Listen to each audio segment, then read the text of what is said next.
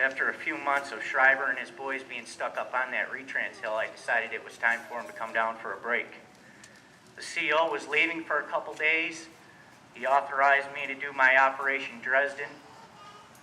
I was going to take all the Marines off that retrans facility, allow them to take my platoon's vehicles, and go to Lake Saddam. Lake Saddam on the 4th of July, we took off in Kurdish-controlled territory for a day off. I thought Shriver and his boys deserved it. When the company commander came back a couple days later, not only was my platoon gone, but his company gunny and operations chief and some other vehicles and headquarters were gone with me. Oh dear. Oh dear. When he didn't ring me up on the radio to stop that operation, but when I got back, he just, we had some words. He asked me if the end justified the means. I told him, of course it did. I hope Brian had a good time up there. Small world in the Marine Corps. I became good friends with Gunnery Sergeant Brad Gipp in 2005 in Africa, and he lives in Dundee, New York. Unavailable today is Lance Corporal Matt Knapp. He's also from PENN YAN. He deployed the same time I did from a reserve company in Rochester, New York. While I was aboard 29 Palms, California, completing pre-mobilization training, his barracks was about 200 yards away from where I stayed.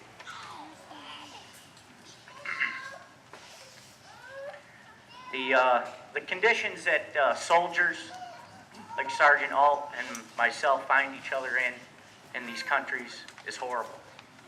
I met General Anthony Zinni in Korea while I was on active duty. And I have a great deal of respect for him. He's a very well-educated and well-spoken ambassador for the United States of America over the course of his life after he is retired. And he once said, you can invest a little now or a lot more later in some of these third world countries. The lot more later has come recently in the price of our American boys' lives. So I know we don't always like it, but I do think we have a duty and a responsibility to help some of these countries so we don't get to this point. We take a lot of things for granted around here, and since I've returned, I still do that, catch myself doing it. But all you young kids out there that have all this cool stuff in school, in Iraq, you'll jam 30 or 40 kids into that same size classroom with no books, no computers, one teacher, the electric works. You have no running water, no bathrooms, and the sewers runs down the middle of the street. The teachers are hard to come by, and in some rural areas in Iraq, you might go to school 2 or 3 days a week. They don't have the teachers to support full-time schooling.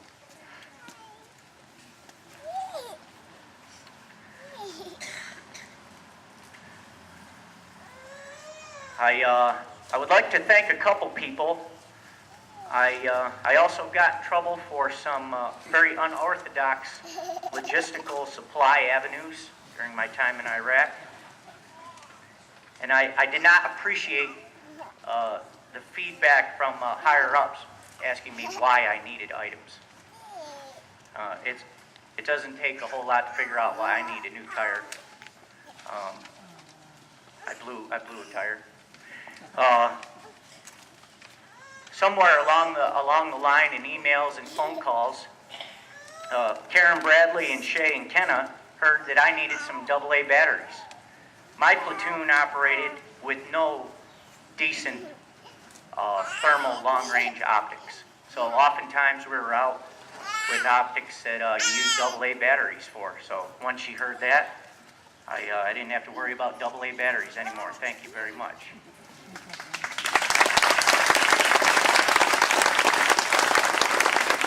You realize you have a very special relationship with your brother-in-law when he's your source of clean underwear and socks. You might not have to think about going to an ATM in Iraq, but $20 here and there goes a long way. My friend Carol Bodine sent me $20 here and there, and I'd buy ice and water and stuff for my platoon. My CEO, Major Pate, I have a lot of respect for him.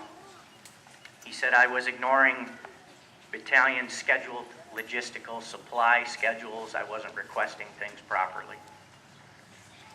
I did not want to run out of water and fuel. Two things I told him not to worry about is don't worry about supplying me with water and fuel. I'm not taking my Marines out in the middle of the Iraqi desert and running out of water and fuel. I would like to thank the PENN YAN Moose Club. They collected a lot of donations, magazines, goodies, food. The mail system in Iraq, if you're operating in the field, takes a little while to get there. 3 weeks normally, sometimes a month or so. I think Lois McMichael was kind enough to handle the shipping on some boxes that came to me. And when they caught up to me, I had 9 boxes piled high out in the middle of the desert to strap on my vehicle. That was all very much appreciated.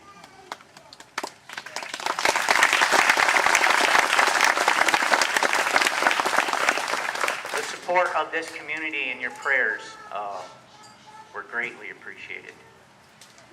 We were blessed, my company was blessed in Iraq. We had no casualties on this latest deployment. In 2003, half of my unit deployed, and Lance Corporal Eric Orlowski, 26, from Buffalo, New York, came home, and we buried him with honors before the rest of the company made it back.